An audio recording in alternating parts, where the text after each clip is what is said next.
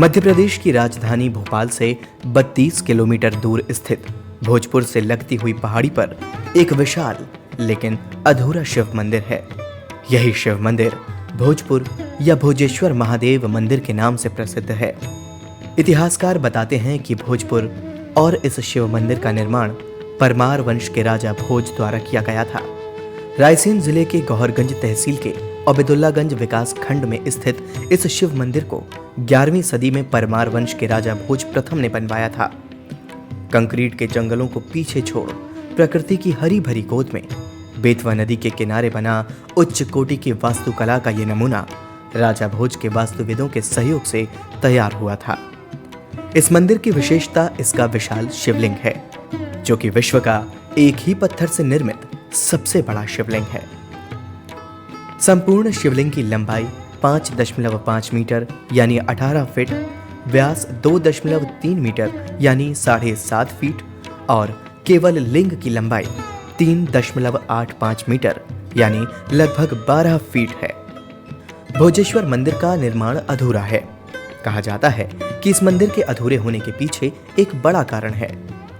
किस्से कहानियों की माने तो इस मंदिर को किसी वजह से एक ही रात में बनाया जाना था, लेकिन ऐसा हुआ नहीं। सुबह होते ही इस मंदिर का निर्माण कार्य रोक दिया गया। उस समय छत के बनाए जाने का कार्य चल रहा था, लेकिन सूर्योदय होने के साथ ही मंदिर का निर्माण कार्य रोक दिया गया। तब से ये मंदिर अधूरा ही है। हालांकि पुरातत्व विभाग ऐसी किसी भी घटना की पुष्टि नहीं करता। इतिहासकारों और पुरातत्वविदों के अनुसार इस मंदिर का निर्माण भारत में इस्लाम के आगमन के पहले हुआ था।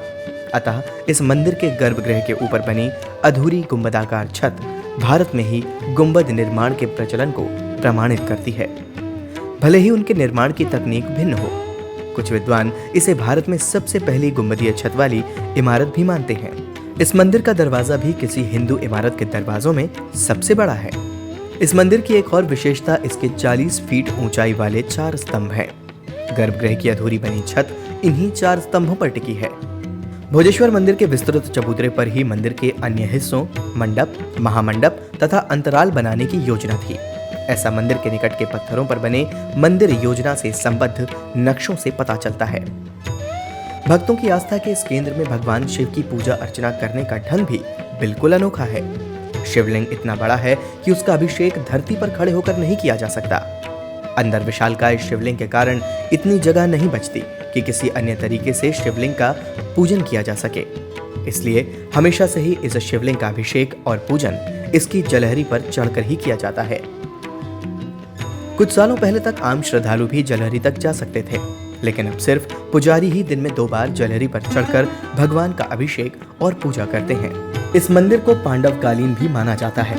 कहा जाता है कि पांडवों के अज्ञातवास के दौरान वे भोपाल के नजदीक भीमबेटका में भी कुछ समय के लिए निवासरत थे।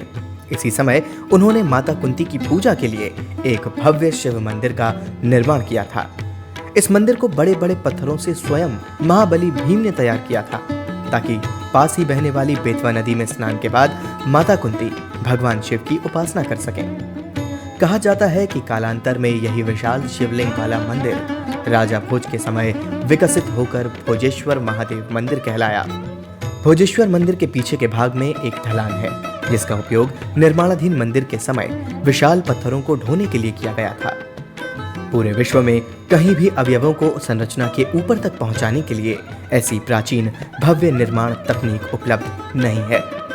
ये एक प्रमाण के तौर पर है, जिससे ये रहस्य खुल जाता है कि आखिर कैसे कई टन भार वाले विशाल पत्थरों को मंदिर के शीर्ष तक पहुंचाया गया। इस प्रसिद्ध स्थल में वर्ष में 2 बार वार्षिक मेले का आयोजन किया जाता है, जो मकर संक्रांति और महाशिवरात्रि पर्व के समय होता है।